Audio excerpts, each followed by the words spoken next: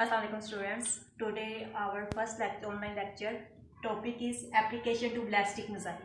Ballistic missile की application करनी है। आपने प्रोजेक्टाइल मोशन पढ़ा था, उसकी एप्लीकेशन है आगे। बैलिस्टिक मिसाइल के हमारे पास प्रोजेक्टाइल मोशन यूज़ कहाँ पे होता है?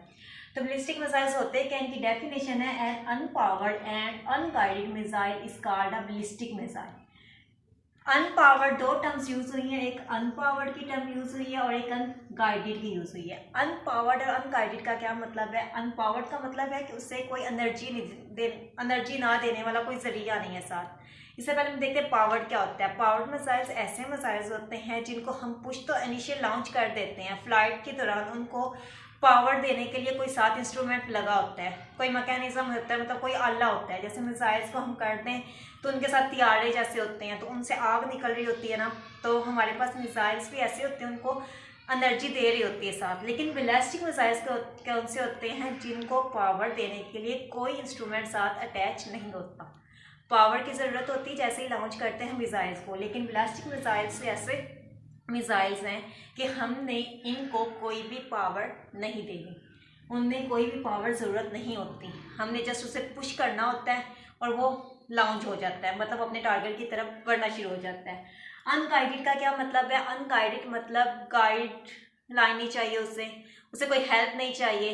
अनगाइडेड होते हैं। गाइडेड ऐसे मिसाइल्स होते हैं जिनको हम गाइड करते हैं। फॉर एग्जांपल हमारे पास कोई भी टारगेट टी है, ठीक है, और हम इसके ऊपर मिसाइल फेंक रहे हैं। जब मिसाइल फेंकेंगे ये टारगेट के ऊपर जाके गिरेगा, ये गाइडेड मिसाइल है। और इससे साथ साथ जो पावर दे रहा है वो पावर्ड है। फॉर एग्जांपल आप ले लें ड्रोन मिसाइल या ड्रोन जो होते हैं वो क्या होते हैं? ड्रोन वाले वो टारगेट हमसे देते हैं, टारगेट लॉक करते हैं और वो उस टारगेट के ऊपर जाके गिर जाते हैं। टारगेट चाहे मूव भी कर रहा होगा ना, तो हमारे पास क्या है कि वो गाइडेड होते हैं। ड्रोन गाइडेड होते हैं और पावर्ड होते हैं। हम उन्हें गाइड करके, हम जैसे अगर टारगेट ने अपनी जगह चेंज की है, हम क्या करते हैं उसको अपने रिमोट के जरिए, रिमोट कंट्रोल होते हैं गाइडेड, हमें रिमोट कंट्रोल के जरिए उसे लॉक कर देते हैं। मतलब उसका अगर टारगेट ने जगह रिप्लेस भी कर ली है, चेंज भी कर ली है, तो हम क्या करते हैं उसके ज़रिए, रिमोट कंट्रोल के ज़रिए उसका जो पाथ है वो चेंज कर सकते हैं। ऐसे मिसाइल्स गाइडेड मिसाइल्स होते हैं कि अगर टारगेट जगह रिप्लेस भी कर रहा है, चेंज भी कर रहा है, तो फिर भी हमें इफेक्ट नहीं होता, हम रिमोट कंट्रोल के जरिए उसे कंट्रोल कर सकते हैं। लेकिन जो बैलिस्टिक मिसाइल्स होते हैं उनमें जस्ट हमने एक दफ़ा लॉक करना है टारगेट को और वो उस टारगेट पे जाके गिरेंगे। अगर टारगेट ने जगह चेंज कर ली है तो वो उस जगह पे जाके गिर जाएंगे, मतलब उसका कोई फायदा नहीं होगा अगर टारगेट ने जगह चेंज कर ली है। तो बैलिस्टिक मिसाइल्स अनपावर्ड होते हैं, अनगाइडेड होते हैं, अनपावर्ड होते हैं, मतलब उनके साथ पावर उन्हें देने के लिए, एनर्जी देने के लिए कोई जरिया, कोई मैकेनिज्म नहीं अटैच होता। अनगाइडेड होते हैं मतलब एक दफ़ा सिर्फ हमने लॉक कर देना है टारगेट को, तो वो उस जगह पे जाके गिर जाएंगे, चाहे वहाँ पे टारगेट पड़ा है चाहे टारगेट नहीं पड़ा। टारगेट ने अपनी जगह चेंज कर लिया, हम उससे कंट्रोल नहीं कर सकते, उसका पाथ चेंज नहीं कर सकते, उसे गाइड नहीं कर सकते। उसके बाद ये है ब्लास्टिंग में flight is that in which a projectile is given an initial push. हमने प्रोजेक्टाइल को सिर्फ इनिशियल स्टार्ट देना है, उसके बाद क्या होगा? Due to inertia and then allowed to move freely due to inertia and under the action of gravity. अब ये इनर्शिया और ग्रेविटी की वजह से फ्रीली मूव करेगा। ये आपके पास डेफिनेशन है प्रोजेक्टाइल बैलिस्टिक मिसाइल्स की। बैलिस्टिक ट्रैजेक्टरी क्या होता है? आपने ट्रैजेक्टरी पढ़ा था। ट्रैजेक्टरी कहते हैं पाथ को। जैसे प्रोजेक्टाइल मोशन, जो प्रोजेक्टाइल होता है वो जो पाथ फॉलो करता है उसका जो रास्ता होता है, मतलब ये जो इसकी इसे हम कहते हैं ट्रैजेक्टरी। जो वो पाथ फॉलो करता है उसको ट्रैजेक्टरी कहते हैं। तो बैलिस्टिक ट्रैजेक्टरी, जो बैलिस्टिक मिसाइल्स होते हैं वो जो रास्ता अपनाते हैं, फॉलो करते हैं, उससे बैलिस्टिक ट्रैजेक्टरी कहते हैं। साथ ही आपकी बैलिस्टिक ट्रैजेक्टरी की भी डेफिनेशन लिखी हुई है। ये शॉर्ट क्वेश्चंस में आता है। एप्लीकेशन ऑफ बैलिस्टिक मिसाइल, सबसे पहले आपने एप्लीकेशन में बैलिस्टिक मिसाइल्स क्या होते हैं उनकी डेफिनेशन लिखनी है।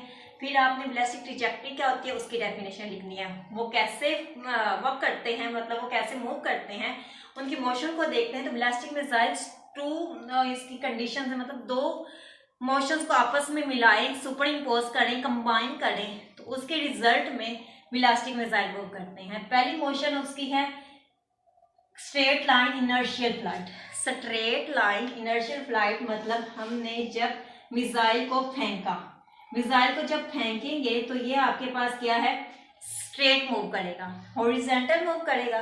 लेकिन फिर देर इनर्शिया की वजह से, ग्रेविटी की वजह, इनर्शिया की वजह से वो सीधा मूव कर रहा है। First law of inertia Newton का था, ये जो मूव कर रही होती है, बॉडी मूव कर रही होती है कांस्टेंट वेलोसिटी कांस्टेंट एक्सेलरेशन के साथ। मतलब यहाँ पे ना उसका एक्सेलरेशन चेंज हो रहा है ना वेलोसिटी चेंज हो रही है, कांस्टेंट एक्सेलरेशन के साथ मूव कर रही है ड्यू टू इनर्शिया। लेकिन एक और बात है, हमें पता है ग्रेविटी हर जगह एक्ट कर रही है। ग्रेविटी क्या होती है कि हाँ अगर हम कर रहे हैं तो हमें जमीन की तरफ खींचेंगे, ऊंचाई की तरफ जा रहे हैं तो ग्रेविटी हमें अपनी तरफ खींचती है। तो यहाँ पे मिसाइल को तो फेंक दिया, लॉन्च कर दिया। मिसाइल को जब लॉन्च किया तो वो थोड़ा हॉरिजॉन्टल मूव करेगा, फिर वो अपने पाथ पे आ जाएगा, ट्रैजेक्टरी पे आ जाएगा। मतलब ग्रेविटी उसे नीचे की तरफ खींचेगी और वो जमीन की तरफ मूव कर देगा।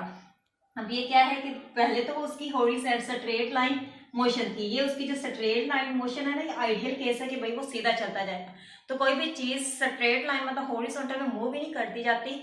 ग्रेविटी की वजह से जो मिसाइल्स होते हैं, ग्रेविटी उन मिसाइल्स को अपनी तरफ जमीन की तरफ खींचती है। ग्रेविटी की फोर्स की वजह से मिसाइल क्या हो जाएगा, नी डाउनवर्ड मूव करना शुरू हो जाएगा। तो बैलिस्टिक मिसाइल की जो मोशन है, टू मोशंस का सुपर पोजिशन है, सुपर इम्पोज है टू पोजिशन मोशंस का, ये कॉम्बिनेशन है टू मोशंस का।